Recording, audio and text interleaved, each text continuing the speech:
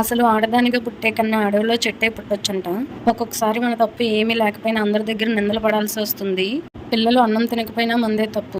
పిల్లలు ఆడుకుంటూ ఏదైనా నోట్లో పెట్టుకుంటే అది కూడా మనదే తప్పు. వాడు బాగా ఆడుకొని అలసిపోయి కింద పడిపోయినా లేదా జ్వరం వచ్చినా అది కూడా మనదే తప్పు. నువ్వు సరిగ్గా పెంచట్లేదు లేదా పట్టించుకోవట్లేదు అని.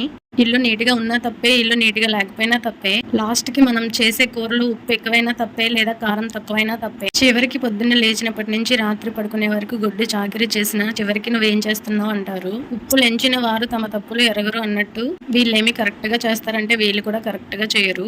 ఆడవాళ్ళు తుమ్మినా తప్పే, దగ్గినా తప్పే, ఆఖరికి ఏడ్చినా కూడా తప్పే.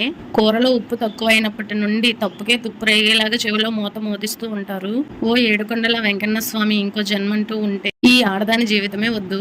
ఇంతకీ మీరు నెక్స్ట్ జన్మంటూ ఉంటే ఏంగా పుట్టాలనుకుంటున్నారో కింద కామెంట్ బాక్స్‌లో కామెంట్ చేయండి.